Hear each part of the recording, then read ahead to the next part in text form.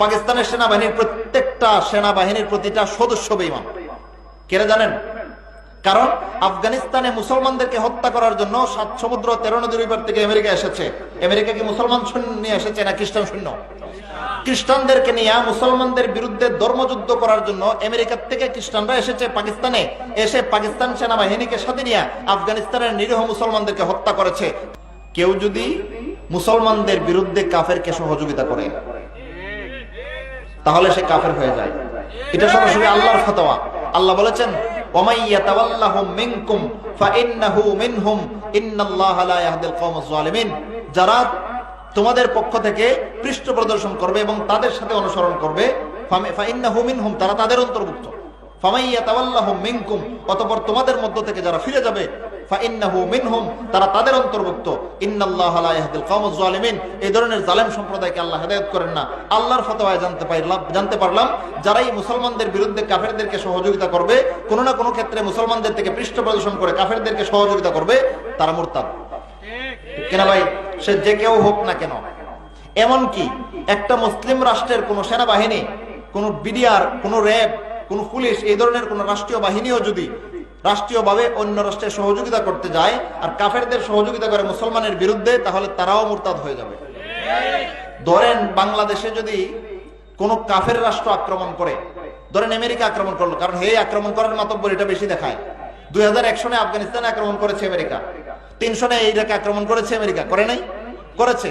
এই Russia, America, এই সমস্ত সাম্রাজ্যবাদী শক্তিগুলো এক এক সময় একটা মুসলিম রাষ্ট্রে হানা দেয়। ধরেন আল্লাহ না করুন আমাদের বাংলাদেশে যদি আমেরিকা এসে হানা দেয় আর বাংলাদেশের সেনাবাহিনী যদি আমেরিকার সেনাবাহিনীর সাথে মিলে বাংলাদেশের মুসলমানদেরকে হত্যা করে, তাহলে বাংলাদেশ সেনাবাহিনী ইমানদার থাকবে না বেঈমান? এমন একটা চাক্ষুষ উদাহরণ দিয়ে কেউ রাগ করবেন না তো। পাকিস্তানের সেনাবাহিনীর প্রত্যেকটা সেনাবাহিনীর প্রতিটা সদস্য বেঈমান। কেন জানেন? কারণ আফগানিস্তানে মুসলমানদেরকে হত্যা করার জন্য 7 সমুদ্র 13 নদীর ওই পার থেকে আমেরিকা এসেছে। আমেরিকা কি মুসলমান সৈন্য নিয়ে এসেছে না খ্রিস্টান সৈন্য? খ্রিস্টানদেরকে নিয়ে মুসলমানদের বিরুদ্ধে ধর্মযুদ্ধ করার জন্য আমেরিকার থেকে খ্রিস্টানরা এসেছে পাকিস্তানে, এসে পাকিস্তান সেনাবাহিনীকে সাথে নিয়ে আফগানিস্তানের নিরীহ মুসলমানদেরকে হত্যা করেছে।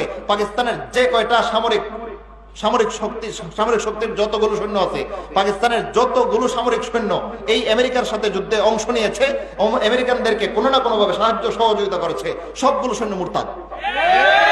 কারণ ঈমান ভঙ্গের 8 নম্বর কারণ তার মধ্যে বিদ্যমান। ঈমান ভঙ্গের 8 নম্বর কারণ হলো মুজাহারাতুল মুশরিকিন ও মুআওয়ানাতুহুম জিদ্দাল মুসলিমিন, মুসলমানদের বিরুদ্ধে কাফের অথবা মুশরিকদের সৈন্যদেরকে সাহায্য করা, মুসলমানদের বিরুদ্ধে কোনো কাফের মুশরিককে সহযোগিতা করা। এটা ঈমান ভঙ্গের 8ম নম্বর কারণ। পাকিস্তানের সেনাবাহিনীর প্রত্যেকটা সদস্য দলগত মুরতাদ। ব্যক্তিগতভাবে কেউ ইমানদার থাকতে পারে জানি না, কিন্তু দলগত মুরতাদ। কারণ দলীয় সিদ্ধান্ত ক্রমে তারা আফগানিস্তানের মুসলমানদের পক্ষ না নিয়ে আমেরিকার লাল কুত্তার বাহিনীর পক্ষ নিয়েছে। কোন মুসলমান যদি কাফেরের পক্ষ নেয়, সে মুসলমান তাকে না মুরতাদ হয়ে যায়? ভাই আমার ফতোয়া না, কেউ খেপলে আমার কিছু করার নাই, খেপলে আল্লাহর কোরআনের উপরে খেপেন, ঈমান হারান, আমার কিছু যায় আসে না।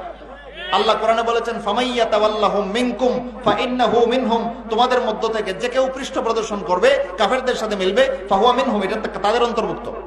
ঠিক কিনা ভাই? ঈমান ভঙ্গের 8ম নম্বর কারণ মুসলমানদের বিরুদ্ধে কাফেরদেরকে সহযোগিতা করা। কেউ যদি করে, সাথে সাথে সে বেঈমান হয়ে যাবে।